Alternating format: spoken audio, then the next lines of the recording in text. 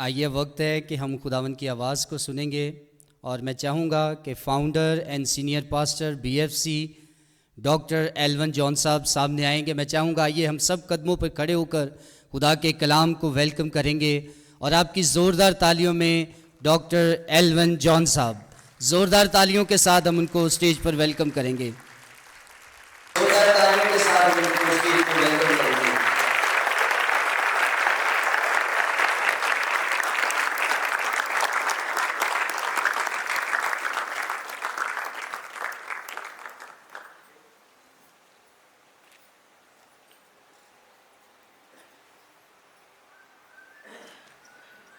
मेहरबानी से तशरीफ़ रखिए। खुदा यसू के इंतहाई अजीम पुरफजल बाबरकत और फ़तमा नाम में आप सबको सलाम। और ख़ास तौर पर जो स्टूडेंट्स आज ग्रेजुएट हो रहे हैं उनको ख़ुसूसी मुबारकबाद एंड वेलकम ऑन बोर्ड। जो असाइनमेंट आपको मिली है या वो असाइनमेंट जो आपने चुनी है, इसमें डिसिप्लिन, डिटर्मिनेशन, डायरेक्शन और फिर डेस्टिनेशन है। और आपने ये platform gospel of grace GOG जिसका इंतखाब किया है, और मैं ये समझता हूँ कि ये आपका डिसीशन, आपकी एफिलिएशन, आपकी कनेक्टिविटी आपको मायूस नहीं करेगी। और मैं शुक्रगुज़ार हूँ खुदा के खादम डॉक्टर अज़हर शकील खोकर के लिए, पास्टर ज़मरान के लिए, पास्टर वकास के लिए, सारी फैकल्टी के लिए और आप सब के लिए भी कि हम सब एक बड़ी काज के लिए यहाँ मौजूद हैं। जब हम स्टडी को ऑनलाइन सीखने की कोशिश करते हैं, यकीन करें इट्स वेरी वेरी टफ, क्योंकि मेरा अरसा दराज इस शोबे के साथ कनेक्शन रहा है। फेस टू फेस स्टडीज़ इसका कोई सब्स्टिट्यूट नहीं है, लेकिन जो विजन है उसके लिए कोई भी टूल और कोई भी टारगेट और कोई भी मेथड इस्तेमाल किया जा सकता है। ख़ास तौर पर जिस मुल्क में हम रह रहे हैं, मैं समझता हूँ हमारे लिए ये एक गनीमत है कि क्वालिटी एजुकेशन, सुपरनेचुरल इंटरवेंशन, बेहतरीन फैकल्टी, अभी जो आपने सुना है, आपको आपके डोर स्टेप पे अवेलेबल है। And you people are blessed people कि आप GOG के साथ कनेक्टेड हैं। किसी शख्स ने ये कहा है, विजन नेवर डाइज, रोया मरती नहीं है। विजन खुदा की तरफ से है, और जो विजन को अंडरस्टैंड करते हैं वो इस बात को भी जानते हैं कि रोया अपने वक्त, अपने टाइम और अपने उन तमाम टारगेट्स को अचीव करने के लिए हर एक शख्स को मोटिवेट करती है, और एक शख्स जो है वो रास्ते में नहीं बल्कि वो डेस्टिनेशन पर पहुंचेगा। It's okay, ठीक है। सो चंद बातें आपके साथ शेयर करनी है और मैं ईमान रखता हूं कि मेरे साथ साथ आप भी इस बड़ी असाइनमेंट के जरिए से बरकत पाएंगे। जैसा कि मैंने बयान किया कि हम सब जो आज ग्रेजुएशन में शरीक हैं, एक ख़ास काज है और ये काज जो है ये लीडरशिप की काल है जिसको हमने अंडरस्टैंड करना है। लीड है तो लीडर है, लीडर है तो लीडरशिप है। लीड का मतलब है कि आप किसी शख्स की रहनुमाई करते हैं, क़यादत करते हैं। वन वे और द अदर, हम में से हर एक चर्च के साथ कनेक्टेड है तो हमें इस बात का इल्म है कि हम किसी ना किसी को लीड कर रहे होते हैं। एक लीडर को कैसा होना चाहिए और वो किस तरह से लीडरशिप करे, हम चंद बातें कलाम अक़दस में से सीखेंगे अपनी रहनुमाई के लिए। और जो टॉपिक है, जो उन्वान है, अगर आप नोट कर सकते हैं तो ज़रूर नोट कर लीजिए। अ कटिंग एज लीडर। लीडर्स भी हैं लेकिन बहुत कम जो हैं वो कटिंग एज लीडर्स हैं। अब ये जो कटिंग एज लीडर है इसका मतलब क्या है? कटिंग एज लीडर का मतलब है ऐसा लीडर जो शार्प है, ऐसा लीडर जो असर रखता है, ऐसा लीडर जो लोगों की रहनुमाई इस तरह से करता है कि वो भीड़ से डिसाइपल्स को अलग करता है। आज क्राउड की बात की जाती है, हम डिसाइपल्स की बात करते हैं। जो स्पेशल असाइनमेंट मेरे और आपके पास है वो यही है कि हम लोगों को अपने नहीं मसीह के शागिर्द बनाएं। जब हम कटिंग एज लीडर के तलक से सीखेंगे, इसमें जो बेहतरीन एग्जाम्पल पुराने नामा में हमें मिलती है वो जोशुआ की है। आप में से बहुत से लोग फास्ट ट्रैक पे चलने की कोशिश करेंगे, बहुत से लोग शॉर्टकट्स ढूंढेंगे और बहुत से इस्तराब रखने वाले भी लोग होंगे कि वो दुआ यही करते हैं कि दिन दुगनी और रात चौगुनी तरक्की। लेकिन जो चीज़ें हम भूले बैठे हैं वो कुछ और है। पेशेंस एक लीडर में इंतहाई नागुज़ीर है। जब आप जोशुआ को देखते हैं, जोशुआ की जिंदगी में मूसा का होना उसको कटिंग एज लीडर के तौर पर पेश करता है। विजन मूसा के पास है, यीशुआ ने उस विजन को कैरी किया।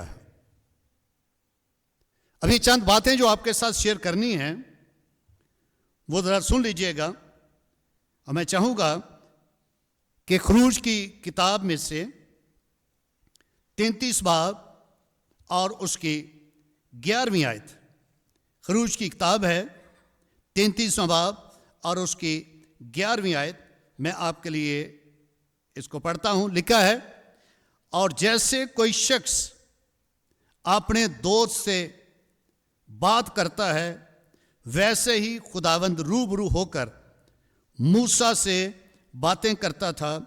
और मूसा लश्करगाह को लौट आता था, पर उसका खादम यशुआ, जो नून का बेटा और जवान आदमी था, खैमा से बाहर नहीं निकलता था। चंद बातें यशुआ के तलक से हमने सीखनी है, और मैं ये जानता हूं कि ऐसे लोग, ऐसे नौजवान, ऐसे तालिब इल्म जो यशुआ की तरह से पेशेंस रखेंगे, मेंटोर के साथ कनेक्टेड रहेंगे, वो कभी नाकाम नहीं होंगे। सबसे पहली चीज हर एक के लिए वो है प्रिपरेशन। यहोशुआ को मूसा की रहनुमाई में प्रिपरेशन का टाइम मिला है। अब इसकी प्रिपरेशन बड़े अच्छे अंदाज से हमें नजर आती है। पेशर इसके कि यहोशुआ लाखों को लीड करता, उसने एक को सर्व किया। आमीन। ये लाखों को लीड करने वाला है, लेकिन सर्व इसने एक को किया, और वो है मूसा। आज बहुत से लोग डी ट्रैक इसलिए होते हैं कि हमें डायरेक्शन का इल्म नहीं। किसी शख्स ने यह कहा है, a man chasing 2 rabbits catches none.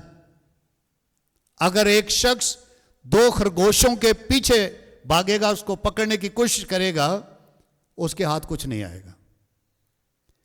Yehoshua इस बात को अंडरस्टैंड करता है कि उसने प्रिपेयर होना है, और उसकी प्रिपरेशन के लिए देखिएगा, पहली बात अवेलेबिलिटी। हर एक लीडर के लिए जरूरी है कि वो अवेलेबल हो। यहां में पता चलता है लश्करगाह है और खैमा इज्तिमा है। मूसा खुदा से बात करने के लिए खैमा इज्तिमा में जाता है, लश्करगाह को छोड़ के।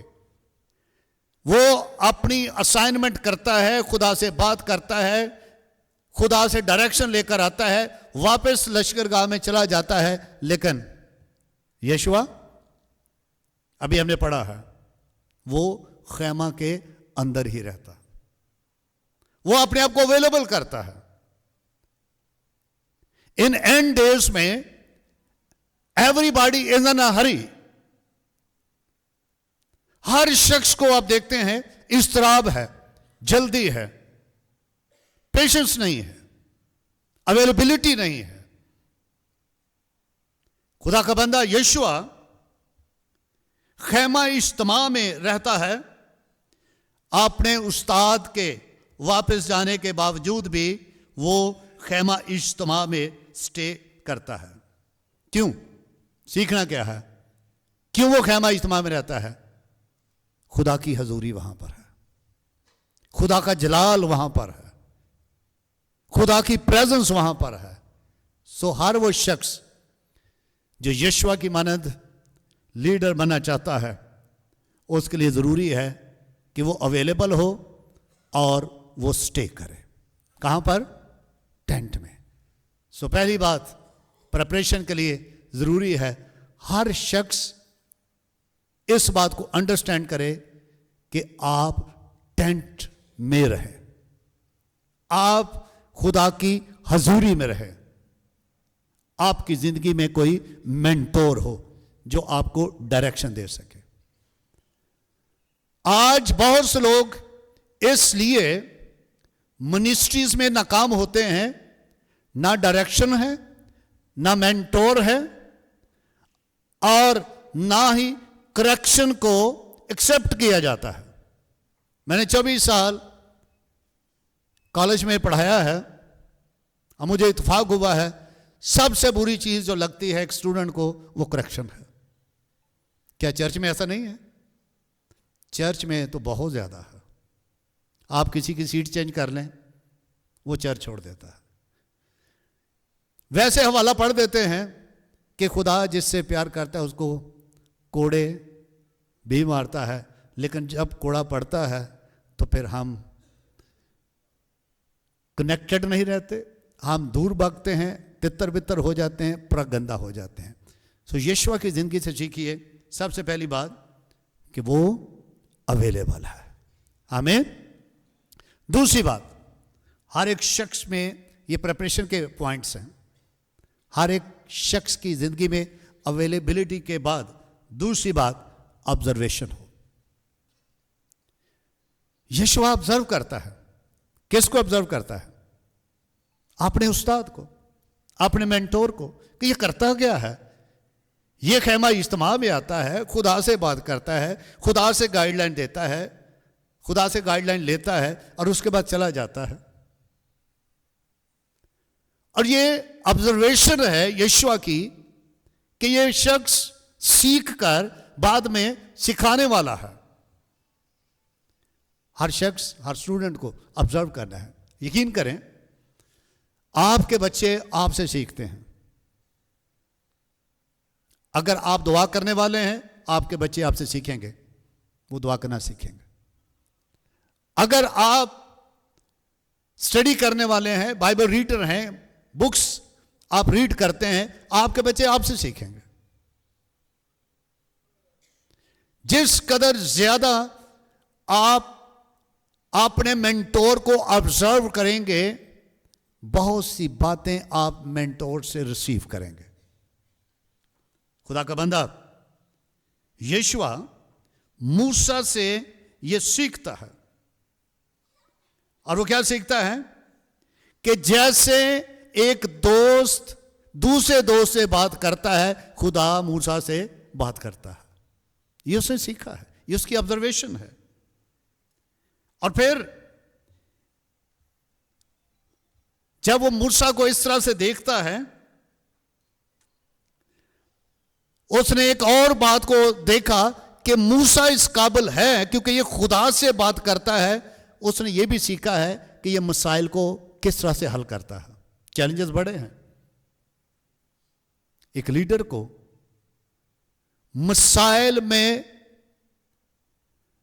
जब कोई भी मसला उसको दरपेश है, उसको अपने आप को उलझाना नहीं बल्कि उसको सॉल्व करना है। और कैसे पता चलेगा? खुदावंद की हजूरी में खुदा डायरेक्शन देगा। Leadership it's very tough job, it's not easy. ना ये बेड ऑफ रोजेस है। डेली आपके पास चैलेंजेस होंगे। यीशु ने अपने उस्ताद से यह भी सीखा कि क्राइसिस टाइम में किस तरह से पेशेंट रहना है और किस तरह से उन इश्यूज को हल करना है। प्रेस ने यह भी सीखा कि जब बगावत होती है किस तरह से कूल रहना है। ये उसकी जिंदगी में है। खुदा इसको प्रिपेयर कर रहा है। एक प्रिपेयर्ड लीडर जो है वही लोगों को लीड कर सकता है। जब हम यीशु की जिंदगी को देखते हैं, जो खुदा मूसा को करने को कहता वो वैसा ही करता। और यीशु की जिंदगी में भी यही बात देखी जाती है कि जो कुछ खुदा उसको कहता वो करता था। जब आप यीशु की राइटिंग को देखते हैं, यीशु की किताब में, तो खुदा ने वाज़ेह मैसेज दिया है कि देख मेरा बंदा मूसा मर गया है। अब हो क्या रहा था? मूसा तो रहा नहीं। अब बनी इस्राएल यीशु की तरफ देख रहे हैं और यीशु क्योंकि मूसा नहीं है वो खुदा की तरफ देख रहा है। खुदा ने फिर उसको डायरेक्शन दी है कि जैसे मैं मूसा के साथ था वैसे ही तेरे भी साथ रहूंगा। तो जहां कहीं जाए, जहां कहीं तेरे पांव का तलवा टिके वो जगह मैं तुझे दे दूंगा। सो पहली बात, प्रिपरेशन में बहुत जरूरी है कि हम अवेलेबल रहें, और अवेलेबल हैं तो टेंट में रहें। जैसे ये इदारा है GOG, ये आपके लिए खूबसूरत टेंट है ताकि आप प्रिपेयर अपने आप को भी करें और दूसरों को भी इनकरेज करें। अवेलेबल रहें और फिर ऑब्जर्व करें फैकल्टी क्या करती है। ये लैंग्वेज जो भी लैंग्वेजेस के तलक से, बिब्लिकल लैंग्वेजेस के तलक से आपको इंट्रोडक्शन दिया गया, इट्स नॉट इजी। ना हिब्रू आसान है और ना ग्रीक, और यही दो लैंग्वेजेस हैं। हमें तो यकीन करें अपनी लैंग्वेज सही नहीं आती,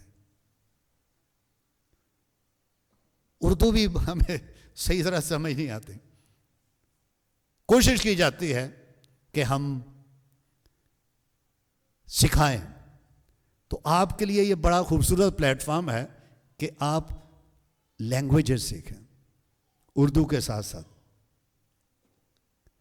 वैसे तो बहुत से लोग जो हैं वो कहते हैं जी गैर ज़बानें सीखो, उनका फोकस ही गैर ज़बान पे होता है। ये नेमत है, ये आपके लिए एक ओपन डोर है। लेकिन जो बिब्लिकल लैंग्वेजेस हैं उनको स्टडी करना, सीखना आपके लिए बहुत ज़रूरी है। आपके जहनों में वुसअत होगी to understand the word of God. आमीन। अभी दूसरा जो डिपार्टमेंट इंट्रोड्यूस कराया गया है, वेरी गुड, साइंस और बाइबल का कनेक्शन। अक्सर तो यही सोच है ना कि साइंस जो है वो बिल्कुल मुखालिफ है 180 डिग्रीज पे। जब आप पढ़ेंगे, जब आप पढ़ रहे हैं तो आपको अंदाज़ा होगा कि बाइबल मुकद्दस में साइंस की मुखालफत नहीं है, बल्कि साइंस की जो तालीम है उसकी फुलफिलमेंट हमें बाइबल में नज़र आती है। अय्यूब की किताब ज़बरदस्त किताब है। जब आप इस सिलेबस में से गुजरेंगे आपको अंदाज़ा होगा। सो यीशुआ से सीखिए। नंबर 1, यीशुआ किस तरह से प्रिपेयर हो रहा है, अवेलेबल है। दूसरे नंबर पर वो ऑब्जर्वेशन में माहिर है, वो अपने उस्ताद को ऑब्जर्व करता है। तीसरे नंबर पर उसको आइडेंटिटी मिली है, उसको शनाख्त मिली है। और शनाख्त क्या है? वो नाइब है, मुआवन है, असिस्ट करता है। जब हम यीशुआ की जिंदगी को देखते हैं तो यीशुआ सेकंड चेयर लीडर है। सेकंड चेयर, उसे कभी कोशिश नहीं की कि मैं नंबर 1 पे आ जाऊं। वो सेकंड चेयर लीडर होने के नाते, उस्ताद के साथ होने में ही अपनी भलाई, अपनी बेहतरी समझता है। और ऐसा ही हुआ। बाइबल में कहते हैं, बहुत सी एग्जांपल्स हैं।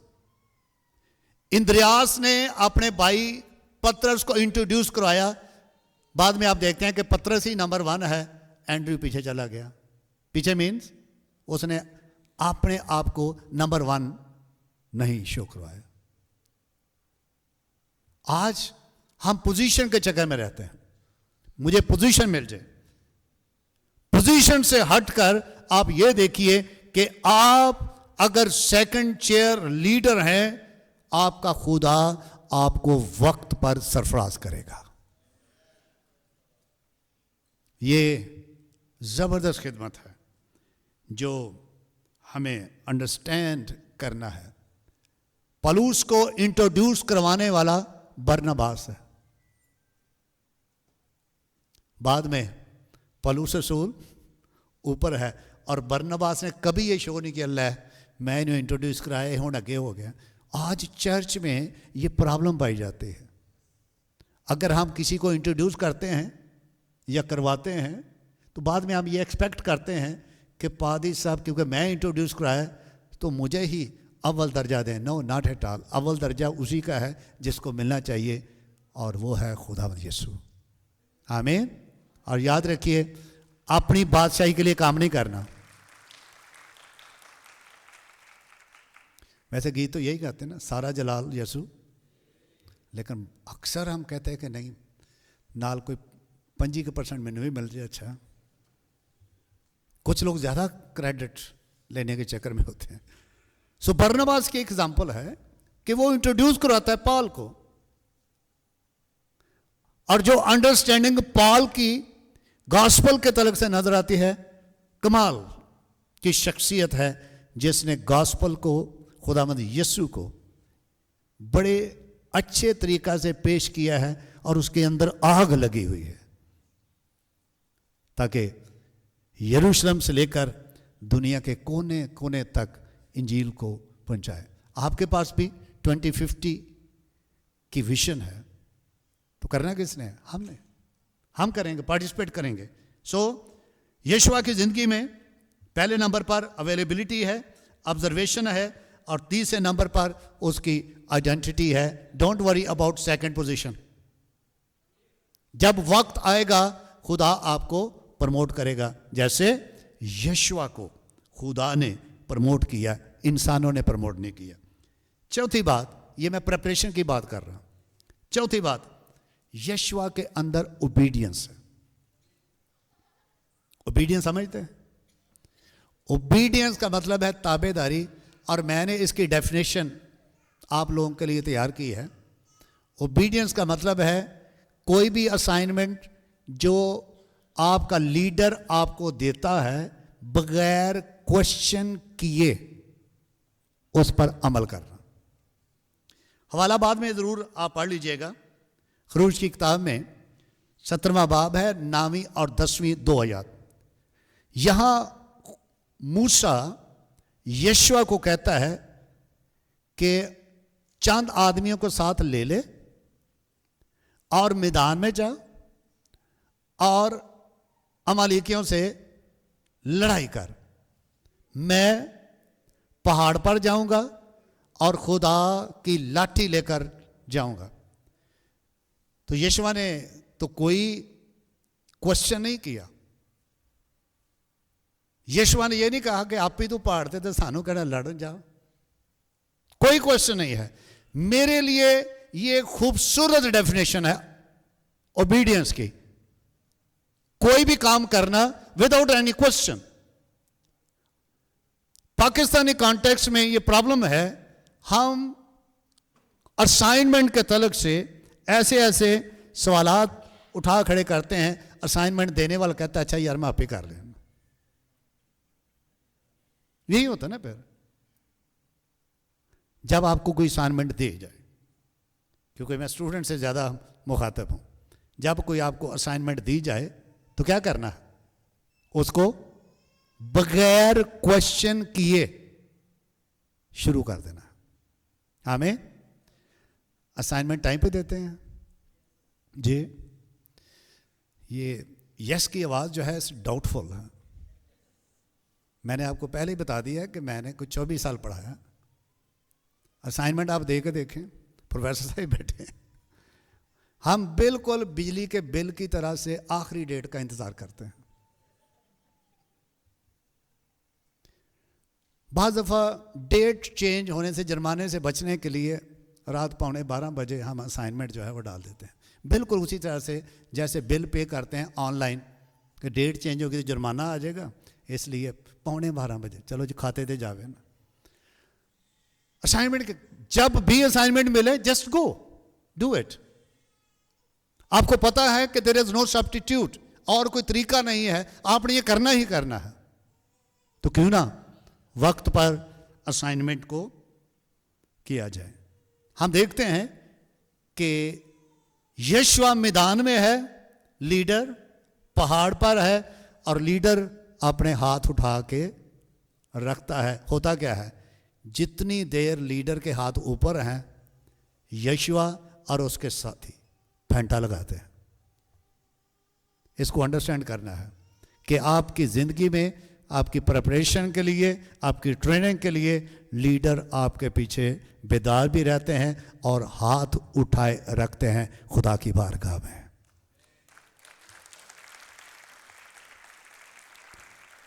ऑन द अदर साइड होता क्या है कि जो लीडर्स हैं इतनी मुखालफत की जाती है कि आप ही तो इंजॉय करन डे आप ही पहाड़ते सानू मैदान च। ऐसा नहीं है। जब आप इस बात को अंडरस्टैंड करें तो आपने इस बात को देखना है कि आप किस लेवल तक ओबीडियंट हैं। जिस कदर ज़्यादा आप ओबीडियंट होंगे, obedience mean without any question, जाइए एंड डू द असाइनमेंट। सो मूसा खुदा की लाठी लेकर पहाड़ पर है, इसलिए खुदा ने यशवा को प्रॉस्पर भी किया है, कामयाब भी किया है, और इसने शिकस्त दी है, शिकस्त खाई नहीं है। और खुदा ने इसके साथ जब ये लीडर बना है तो खुदा ने वादा किया कि उम्र भर कोई शख्स तेरे सामने खड़ा ना रह सकेगा। What a blessing. रीजन क्या है? ओबीडियंस। सो अपने उस्ताद के साथ, अपने मेंटोर के साथ इसी तरह से कनेक्टेड रहे। ये पहली बात है। बातें मैंने दो ही करनी है। पहली बात में 4 बातें मैंने आपको बता दी हैं। दूसरा हिस्सा है असाइनमेंट का, कमीशन का। आपके पास भी कमीशन है। अच्छा, ये कमीशन जो है ये आपने याद रखना है, 2 तरह की कमीशन है ना। मैं उस कमीशन की बात नहीं करता जो जिसका ताल्लुक रुपए पैसे के साथ है, 10%, 15%, 20%। ये वो कमीशन है जो खुदावंद ने दिया आपको। ग्रेट कमीशन भी कहा जाता है, या वो कमीशन, वो असाइनमेंट जो आपका उस्ताद, आपका लीडर, आपका टीचर आपको देता है कि बेटा ये करना है आपने। इसके लिए बहुत ज़रूरी है कि हम इस बात को अंडरस्टैंड करें कि आपकी ज़िंदगी में कोई मेंटोर है। जब आप गिनती की किताब उसका 27वां बाब और उसकी 18वीं आयत से 23वीं आयत तक देखते हैं तो मैं जल्दी से कोशिश करता हूं कि इसको आपके लिए पढ़ा जाए। बड़ी इंटरेस्टिंग स्टोरी है कि खुदा ने मूसा को यह कहा कि तू अपने हाथ यीशुआ पर रख। 27वां बाब है और उसकी 18वीं आयत से लिखा है, और खुदावंद ने मूसा से कहा तू नून के बेटे यीशुआ को लेकर उस पर अपना हाथ रख, क्योंकि उस शख्स में रूह है। उस शख्स में क्या है? आप सबके अंदर भी रूह है, लेकिन यहां जो रूह की बात हो रही है ये फर्क है। इसका मतलब है इस शख्स के अंदर एक्सीलेंट स्पिरिट है to do something and to complete the assignment. मेरी डिक्शनरी में यह शामिल है, half done is not done. जब असाइनमेंट दी जाती है उसको पूरा करना है। मसीह यीशु ने सलीब पर क्या कहा? इट इज, यह अधूरी है। जो असाइनमेंट दी गई वो पूरी हुई है। आज बहुत से लोग जो हैं वो इस बात को इस तरीके से इंटरप्रेट करते हैं कि खुदावंद यीशु ने सलीब पर पहली इंस्टॉलमेंट पे कर दी है, बाकी इंस्टॉलमेंट्स हमने खुद करनी है। ये किस्तों वाला मामला नहीं है। खुदावंद यीशु ने पूरी कीमत अदा कर दी है। आमीन। पूरी कीमत अदा हो चुकी है। ये किसी और की टीचिंग होगी, किसी और का फलसफा होगा। हमें इस बात का इदराक होना चाहिए कि खुदावंद यीशु ने पूरी कीमत अदा कर दी है। इसलिए तो आप बड़े वसूख के साथ, कॉन्फिडेंस के साथ ये कहते हैं कि इट इज़ फिनिश। भाई अज़हर ने जो गीत लिखा वो आपने गाया भी है, सुना भी है, तमाम हुआ, तमाम हुआ। आज बहुत से लोग जो हैं इन बातों को अंडरस्टैंड ना करने की वजह से फिर बीच में ही रह जाते हैं। अब देखिए लिखा है 20वीं आयत में, और अपने रोग दाब से उससे बहरावर कर दे ताकि बनी इस्राएल की सारी जमात उसकी फरमाबरदारी करे। पीछे कौन है?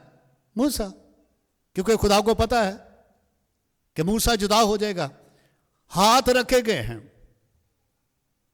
ताकि बनी इस्राइल उसकी बात माने। और फिर लिखा है, जब हम देखते हैं यशवा की किताब में, इस्तिस्ना की किताब में, कि बनी इस्राइल उसकी बात मानते थे। आज बहुत से लोग कहते हैं जी तुसी गल करो, मेरी तो सुनता ही नहीं। हमने अपने आप को चेक करना है कि हम कहां पर खड़े हैं।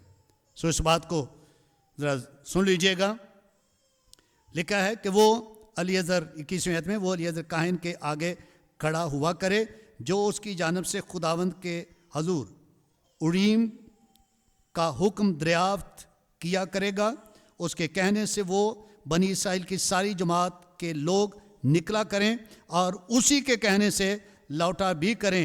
सो मूसा ने खुदावंद के हुक्म के मुताबिक अमल किया और उसने यशवा को लेकर उसे अलीअज़र काहिन और सारी जमात के सामने खड़ा किया और उसने अपने हाथ उस पर रखे और जैसा खुदावंद ने उसको हुक्म दिया था उसे वसीयत की, असाइनमेंट दी गई। जैसा खुदा ने कहा वैसा ही उसने किया। सब जरा अंडरस्टैंड कीजिएगा, यशवा ट्रेंड है। यशवा इस बात को अंडरस्टैंड करता है कि उसकी ज़िंदगी में मेंटोर का क्या रोल है। वो मेंटोर के साथ कनेक्टेड रहा है, प्रिपेयर हुआ है। जब वो प्रिपेयर हुआ है तो इस पर हाथ रखे गए। और फिर इसके बाद हम देखते हैं उस्ताद जुदा हो गया, यशवा को असाइनमेंट मिली है और यशवा की जो असाइनमेंट है वो ये है कि लोगों को कनान तक लेके जाना है। आपके लिए भी असाइनमेंट है। ये असाइनमेंट जो मूसा को मिली, यशवा ने इसको मुकम्मल किया। रोया कभी नहीं मरती। खुदा ने मूसा से कहा मेरे लोगों को कनान में लेके जा, लेकिन वो खुद तो वहां पहुंचना नहीं। यह है रोया प्रोग्रेसिव। मूसा ने अपने हाथ रखे, अपनी सलाहियत, रोया, अपनी बरकत जो खुदा ने उसको दी ट्रांसफर की। हाथ रखने का मतलब है इंपोर्टेशन। जैसे मूसा खुदा के हुजूर रहा, उसी तरह से यीशु भी खुदा के हुजूर रहा। अब सुन लीजिए, मूसा ने खुदा के कहने के मुताबिक, गिनती की किताब में 13वें बाब में आप देखते हैं, आपने पढ़ा हुआ है, 12 लोगों को भेजा। कितने लोगों को भेजा? 12 लोगों को। कितनी टीमें गई? 12 लोगों की एक टीम है। टारगेट क्या है? टारगेट यह है कि उस मुल्क में जहां उन्होंने जाना है वहां के लोगों को देखें, वहां का फ्रूट चेक करें, वहां की जमीन चेक करें। एक ही मंजिल, एक ही जगह, 12 लोग गए हैं, वापस आए हैं, तो टीमें कितनी बन गई? है ना? एक टीम गई है, 2 टीमें बन गई हैं। और ये डिवीजन जो है हमें आज भी नजर आती है। 10 एक साइड पर हैं, 2 एक साइड पर हैं। जो 10 हैं वो कहते हैं कि हमने फ्रूट तो ले आए हैं, लेकिन वहां हमने लोगों को देखा है उनके कद बड़े हैं, वो जबार हैं, और हम उनके सामने गोया टिड्डे मालूम होते हैं। आमीन कह दो, आमीन। कोई गल। ये किन्होंने कहा है? ये 10 लोगों ने कहा कि हम उनके सामने टिड्डे। का मतलब क्या है जी? हाँ, कई एकदम हमारे जहन में आ जाता है, लेकिन अंग्रेजी की बाइबल में जब आप पढ़ते हैं तो ये छोटे कद वाले टिड्डे नहीं हैं। आपने नोट कर लेना है, आप जी के साथ कनेक्टेड हैं, तो ये छोटे कद वाले नहीं हैं। यहाँ पर अंग्रेजी का वर्ड है ग्रॉस हॉपर्स, जिनका ताल्लुक गांव से है, या वो लोग जो खेतों में ग्राउंड्स में जाते हैं, उनको पता है कि मौसम बरसात के दौरान छोटे छोटे कीड़े होते हैं, जिनको हम तो अपनी ज़बान में उस वक्त जब हम खेलते थे हेलीकॉप्टर कहते थे, तुसी पता नहीं की कहते हैं ना? ये टिड्डे हैं, इसका मतलब है इन्होंने 10 लोगों ने देखा कि हम उनके सामने टिड्डे हैं, यानी वो हमें मसल देंगे, वैल्यू कोई नहीं। तो ऐसे लोग जो अपना कद छोटा कर लेते हैं और नहीं है कितों होना। विजन आपको बता दी गई है 2050, कहां तक पहुंचना है? लाहौर तक, पूरे पाकिस्तान। मैंने तो यही सुना है कि पूरे पाकिस्तान तक जाना है। तो फिर ये क्यों हो सकता है? ये तो हो नहीं सकता। इसका मतलब है आप अपने आप को टिड्डा तस्वर कर रहे हैं। दूसरी तरफ 2 लोग हैं, क्या नाम है उनके? अब देखे ना, यशवा की बात मैं कर रहा हूं, यशवा और कालेब। क्यों? यशवा ऑब्जर्व करने वाला बंदा है, यशवा प्रिपेयर्ड है, यशवा असाइनमेंट पूरी करने वाला बंदा है। उसको पता था उस्ताद ने कहा है तो ये होकर रहेगा।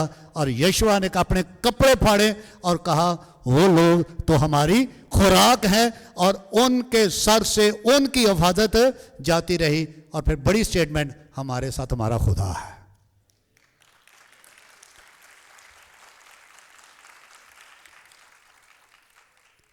जब यशवा इस एक्सपीरियंस को हासिल करता है, जब यशवा लीडर बन गया, तो इसने भी जासूस भेजे।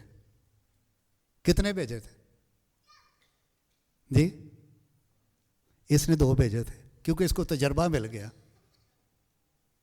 कि 12 भेजेंगे तो काम खराब ही होना। इसने सिर्फ 2 भेजे। शमसून ने 300 लोमड़ियां पकड़ी, उनकी दुमें बांध दी और फिलिस्तियों के खेत में छोड़ दिया। कितनी कितनी लोमड़ियां? 2-2 को दुमें बांध दी, मछलियां डाल दी, खेत में आग। खुदावंद के लोगों, यीशु से सीखिए। 70 लोगों को भेजा है, 5-5 को, हाँ कितने को? 2-2 को। इस रेवोल्यूशन को ले लीजिए। हमने असाइनमेंट पूरी करनी है यीशुआ की तरह से। और जब आप खुदावंद के फजल और उसकी कुदरत से वाकिफ़ हैं, तो आपने इस बात को अंडरस्टैंड करना है, जो असाइनमेंट दी जाती है उसको पूरा करना है। और जो असाइनमेंट खुदा ने यीशुआ को दी, इसने लेगेसी के तौर पर कैरी किया और लोगों को ये मंजिल तक ले गया है। रुकावटें सामने आई हैं। यरीहो भी एक बड़ा रुकावट वाला एरिया था, बड़ा सेफ सिटी है,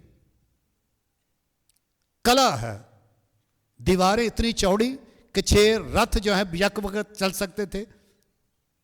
लेकिन खुदा की कुदरत देखिए कि यरीहो की दीवारें भी गिर गई हैं।